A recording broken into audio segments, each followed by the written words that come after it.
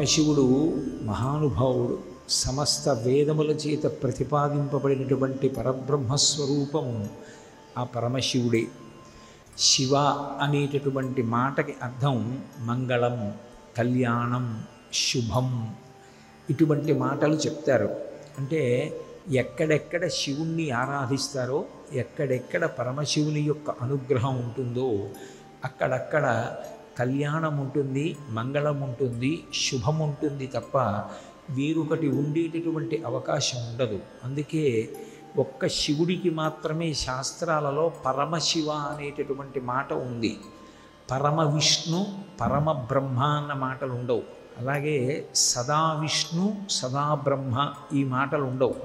సదాశివ, పరమశివ ఈ రెండు మాటలు విశేషణాలుగా శివుడికే అన్వయం చేస్తారు. ఎందుచేత ఆయన పరమశివుడయ్యాడు, సదాశివుడయ్యాడు అంటే ఎప్పుడైనా కోపంగా ఉన్నట్లు కనపడతాడు, కానీ నిజానికి ఆయన కోపమునకు వశుడయ్యేటటువంటి స్వభావం ఉన్నవాడు కాడు. నంది ఆయనకి వాహనము అన్న మాటకు అర్థం ఆయన ధర్మమును అధివసించి ఉంటాడు అని, ధర్మమునందు విశేషమైనటువంటి అనురక్తి కలిగినవాడు అని. అటువంటి పరమశివుడు విశేషమైనటువంటి కరుణాహృదయుడు. ఆయనకి కావలసింది కేవలం భక్తి ఒక్కటే. అందుకే శంకరాచార్యుల వారు శివానందలహరి చేస్తూ ఒక మాట అంటారు, ఈశ్వర అసలు మీకు ఇవ్వడానికి మీకు లేనిది నా దగ్గర ఉన్నది ఏముంది కనుక అని పరమశివుని యొక్క వైభవం గురించి మాట్లాడుతూ, కరస్తే హేమాద్రియవు, ఆయన చేతిలో బంగారు కొండ మేరు పర్వతాన్ని ధనస్సుగా పట్టుకున్నాడు. గిరీశ నికటస్తే ధనపతవు, ఆయన పక్కన ఎప్పుడు నవనిధులకు అధిపతి అయినటువంటి కుబేరుడు చేతులు కట్టుకుని నిలబడి ఉంటాడు. ఇంకా ఆయనకి మనం ఏమిస్తాం? గిరీశ నికటస్తే ధనపతవు గృహస్థే స్వర్భూజామరసురభి చింతామణిగణి. ఆయన ఇంట్లో చూస్తే చింతామణులతో కట్టబడినటువంటి గోడలు ఉన్నాయి. ఆయన ఇంట్లో కామధేనువులు, కల్పవృక్షములు ఉన్నాయి. మనందరం ఒక కల్పవృక్షం దొరికితేనే ఎంతో సంతోషించి ఆ కల్పవృక్షము యొక్క అనుగ్రహము చేత కోర్కెలు తీర్చుకుంటాం. మనమేమి, నిజానికి మనకి కల్పవృక్షం అమ్మవారు.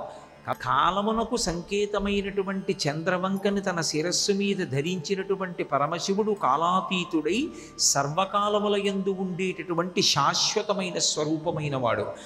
అటువంటి వాడికి మనం ఇవ్వగలిగినది ఏముంటుంది? మోక్షానందాన్ని కూడా ఆయన మనకివ్వగలడు తప్ప ఆయనకి మనం ఇవ్వగలిగినవన్నది లేదు.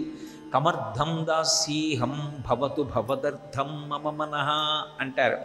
కాబట్టి శివ మీకు మేము ఇవ్వగలిగినది ఏముంది? ఏమీ లేదు. మేము ఇవ్వగలిగినది అంటూ ఉంటే ఒక్కటే ఉంది, మమ మనః, నా మనస్సు ఒక్కటే ఉంది. ఎందుచేత అంటే ఆ మనస్సు ఎప్పుడు నేను, నాది అన్న రెండు మాటలను చెప్తూ ఉంటుంది.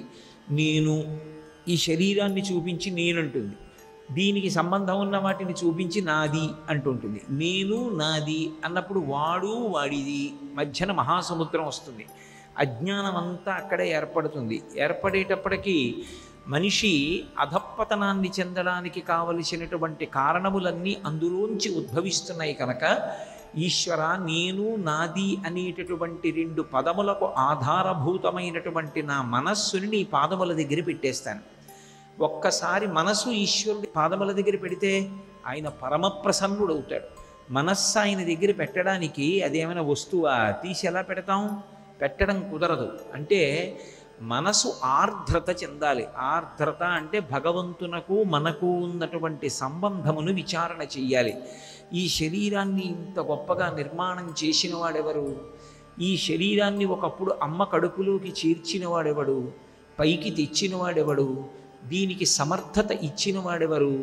దీనికి గురువుగారి అనుగ్రహంతో శాస్త్రాన్ని చదువుకుని భగవంతునితో ఉన్న అనుబంధాన్ని తెలుసుకుని పూజ చెయ్యగలిగినటువంటి వైభవాన్ని చేకూర్చిన వాడెవరు?